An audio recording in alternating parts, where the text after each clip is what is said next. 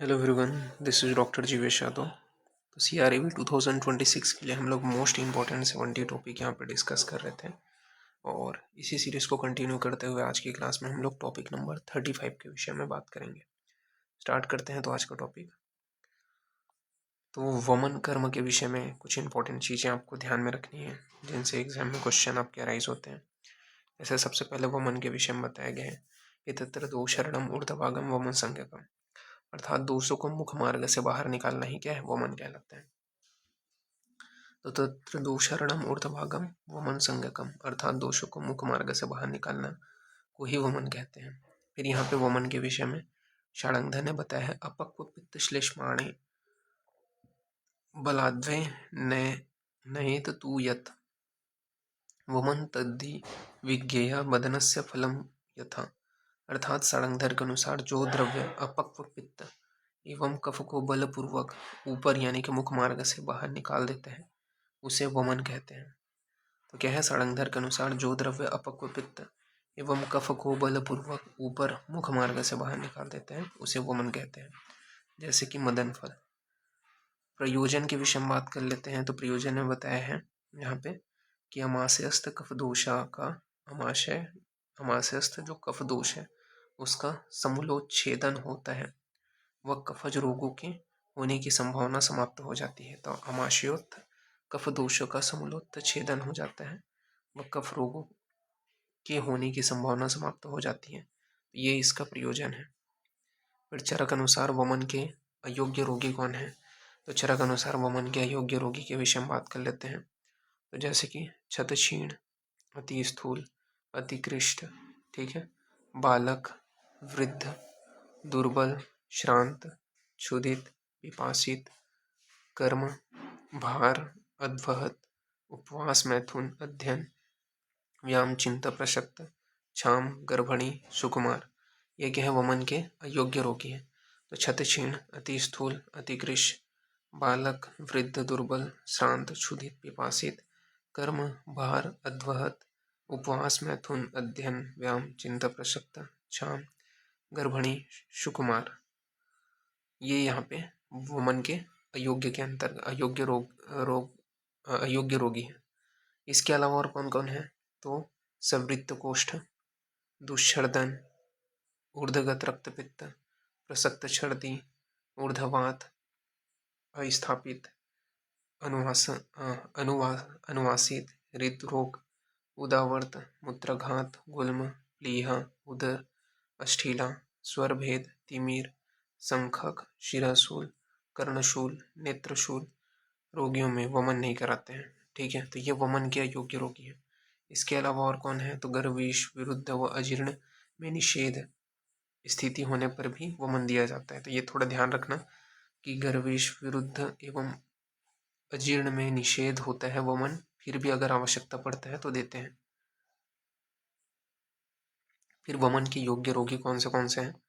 तो वमन के रोगी कौन से बताए हैं आचार्य चरक ने। तो पीनस, कुष्ठ हो गया, तो पीनस का रोगी हो गया, कुष्ठ हो गया, नौज्वर हो गया, राजश्रम हो गया, कास हो गया, श्वास हो गया, गलग्रह हो गया, श्लीपद हो गया, गलगंड हो गया, प्रमेय हो गया, मंदाग्नि हो गया, विरुद्धार हो गया, अजीर्ण हो गया, विसूचिका हो गया, अल्सक हो गया, शीत पित्त हो गया, अधोगत रक्त पित्त हो गया, मूत्र प्रशेक, अर्श, हल्लास, अरुचि, अविपाक, अपची, ग्रंथि, उन्माद, अपस्मार, अतिसार, शोक, पांडु, मुखपाक, स्तन्य दुष्ट, कफज रोग, ये क्या है, वमन के योग्य रोगी हैं।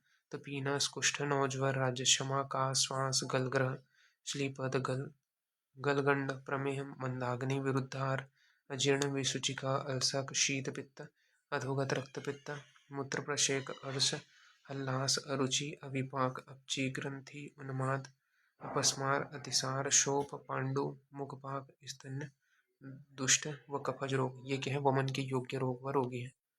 नेक्स्ट अपन आगे बात करते हैं कफ दोष का संशोधन पर प्रभाव। तो कफ दोष का संशोधन पर प्रभाव बताया है।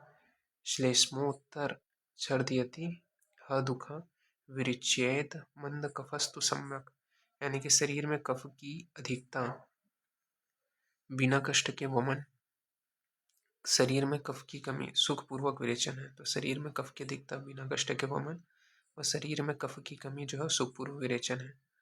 इसमें बताया है अधः कफे अल्पम वमन विरेचयेत विरेचनाद वृद्धे कफे तथो ऊर्ध्वम। फिर वमन के कर्म बताया है कि वमन से पूर्व एक दिन पूर्व कफ उत्क्लेशक आहार का सेवन, यानी कि ग्राम्य या अनुपमास रस के साथ में दूध का प्रयोग करते हैं। ठीक है, तो ये वमन के लिए बताया गया है। वमन और विरेचन हेतु श्रेष्ठ काल क्या है, तो पूर्वाहन का काल है। ठीक है, विधि के विषय में बात कर लेते हैं। तो विधि में बताया गया है कि अभिमंत्रित मदन फल कसाई की एक मात्रा मधु, मुलेठी, सेंधव नमक और फाणित मिलाकर पीने को देवे। तो अभिमंत्रित मदन फल कसाई की एक मात्रा मधु, मुलेठी, सेंधव नमक और फाणित मिलाकर पीने को देवे। वमन द्रव्य पिलाने के एक मुहूर्त तक प्रतीक्षा करें। उसके बाद ही जो है अगर वमन का वेग आता है उसके अकॉर्डिंग अपने को ट्रीटमेंट करना है। जैसे कि मतलब क्या क्या लक्षण दिखाई देगा, एक मुहूर्त तक प्रतीक्षा करने के दौरान क्या क्या लक्षण दिखाई देगा। जैसे कि अगर स्वेद का प्रादुर्भाव हो रहा है तो ये हमें समझ में आ जाएगा कि दोषों का विलयन हो रहा है। तो स्वेद प्रादुर्भाव से क्या समझ में आएगा, दोषों का विलयन समझ में आएगा। अगर लोम हर्ष हो रहा है तो लोम हर्ष से हमें क्या समझ में आएगा, तो लोम हर्ष होने पर दोषों का अपने स्थान से प्रचलित होना। तो अगर लोम हर्ष हो रहे हैं तो दोष जो है वो अपने स्थान से प्रचलित हो रहे हैं, ये समझ में आएगा। कुक्षी में अगर आद्यमान हो रहा है तो दोष जो है वो कुक्षी में पहुंच जा रहे हैं, ये समझ में आएगा। तो कुक्षी में आद्यमान होने पर दोषों का कुक्षी में पहुंचना ये देखने को मिलेगा। हल्लास या आस्य श्रावण होने पर दोषों का ऊर्ध्वमुखी होना। तो हल्लास व आस्य श्रावण होने पर दोषों का ऊर्ध्वमुखी होना, तो ये जो है लक्षण आपको देखने को मिलता है, तो ये आपको ध्यान में रखना है।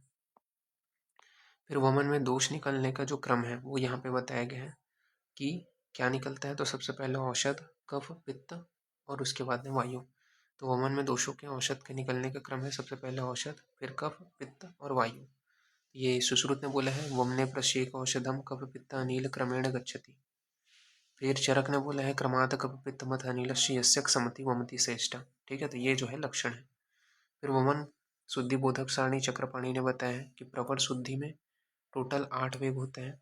वाम्य द्रव्य 2 प्रस्थ होता है और अंत में पित्त निकलता है। तो प्रवर शुद्धि में 8 वेग होते हैं, 2 प्रस्थ वाम्य द्रव्य होता है और पित्त अंत में निकलता है। मध्यम शुद्धि में 6 वेग होते हैं, 1.5 प्रस्थ वाम्य द्रव्य होता है, पित्त अंत में निकलेगा।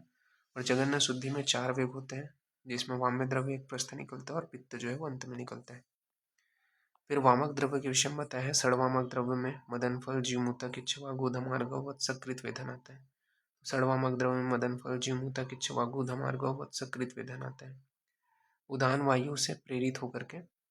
ठीक है, वमन योग कितने बताए हैं, तो 355। तो वामक योग कितने हैं, 355।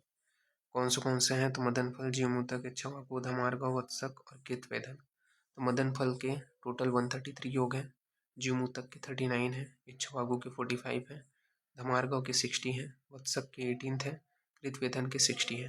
तो मदन फल के 133, जीवमूतक के 39, इच्छवागु के 45, धमार्गव के 60, वत्सक के 18 और कृतवेदन के 60 हैं। विरेचन योग की संख्या 245 है। तो विरेचन योग कितने हैं, 245, जिसमें से श्यामा त्रिविध के कितने योग हैं, 110, चित्रांगुल के 12, तिलवक के 16, स्नुही के 20, सप्तला संखनी के 39 और दंती द्रवंती के 48। तो श्यामा त्रिविध के 110, चित्रांगुल के 12, तिलवक के 16, स्नुही के 20, सप्तला संखनी के 39 और दंती द्रवंती के 48 है। तो ये आपको ध्यान में रखना है। फिर वमन के अयोग के विषय में बात कर लेते हैं। तो वमन वेग, अप्रवृत्ति या केवल औषध प्रवृत्ति होना।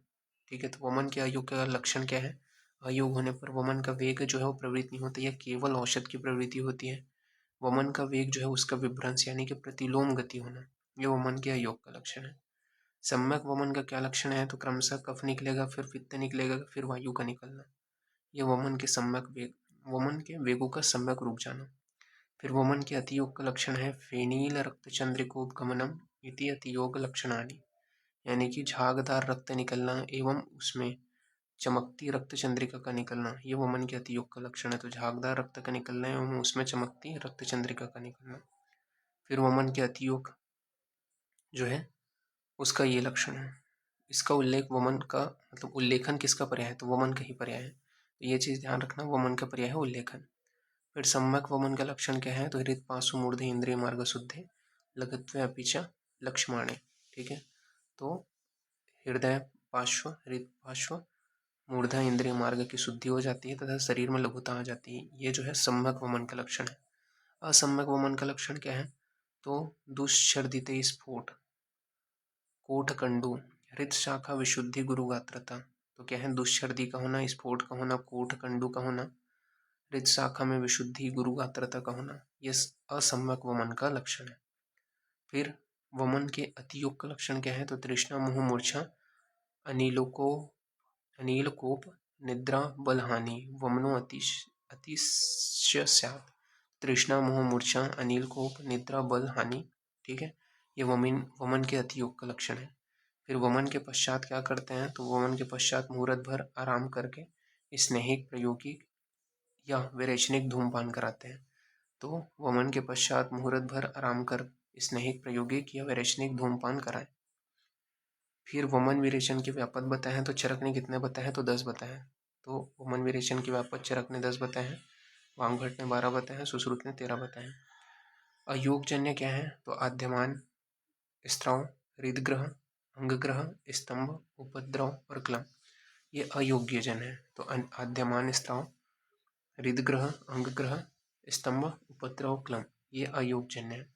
अतियोगजन्य क्या है, तो परिकर्तिता, जीवादान, गुदभ्रंश, पिच्छावस्थी का प्रयोग। तो परिकर्तिता, जीवादान, गुदभ्रंश, पिच्छावस्थी का प्रयोग, ये अतियोगजन्य है। सारंगधर के अनुसार वमन के निर्देश के विषय में बात कर लेते हैं। तो सारंगधर के अनुसार वमन का निर्देश बताया गया है कि वमने च विरेके च तथा शोणित मोक्षणम सो अर्ध त्रयोदश फलम प्रस्थान मुहुर्मनीषिणी, यानी कि वमन विरेचन रक्त मोक्षण के संदर्भ में 13.5 पल यानी कि 64 तोला का प्रस्थ होता है। तो ये चीज़ ध्यान रखना। फिर संसर्गज क्रम के विषय में बताया, तो चरक ने सिद्धि स्थान में वमन विरेचन के बाद में संसर्गज कर्म के विषय में बताया। ये श्लोक इंपॉर्टेंट है। क्या बोला गया है, तो पेया विलेपी अकृत कृत च यूष रसा सिद्धार्थे काश्य क्रमेण सेवते विशुद्ध काया प्रधान मध्यावर शुद्धि शुद्धे, यानी कि क्रमशः क्या है, सबसे पहले पेया, देन विलेपी, फिर अकृतयोश, फिर कृतयोश, फिर अकृतमाश्रस, फिर कृतमाश्रस का प्रयोग करना है। तो क्रमशः पेया, फिर विलेपी, उसके बाद में अकृतयोश, फिर कृतयोश, फिर अकृतमाश्रस, फिर कृतमाश्रस का प्रयोग करना है। अब यहाँ पे बताया गया है प्रधान शुद्धि। तो प्रधान शुद्धि में कितने अन्न काल होते हैं, तो 3 अन्न काल होते हैं, 7 दिन लगता है और 12 अन्न होते हैं। तो प्रधान शुद्धि में 3 अन्न काल, 7 दिन और 12 अन्न होते हैं। मध्यम शुद्धि में 2 अन्न काल होता है, 5 दिन 8 अन्न। हीन शुद्धि में 1 अन्न काल होता है, 3 दिन 4 अन्न। चरक सूत्र स्थान में वमन के पश्चात संसर्गज क्रम में क्रमशः यवागु विलेपी उदन यूष मांस रस का सेवन कराना है। प्रधान शुद्धि 7 दिन 12 अन्न काल, मध्यम शुद्धि 5 दिन 8 अन्न काल और अल्प शुद्धि 3 दिन 4 अन्न काल बताए गए। तो प्रधान शुद्धि 7 दिन 12 अन्न काल, मध्यम शुद्धि 5 दिन 8 अन्न काल और अल्प शुद्धि 3 दिन 4 अन्न काल बताए गए। तो इस प्रकार से ये जो टॉपिक है वो यहाँ पे फिनिश होता है। ठीक है, तो अभी के लिए इतना ही। नेक्स्ट क्लास में इसके आगे कंटिन्यूएशन करेंगे। तो अभी के लिए इतना ही। Thank you.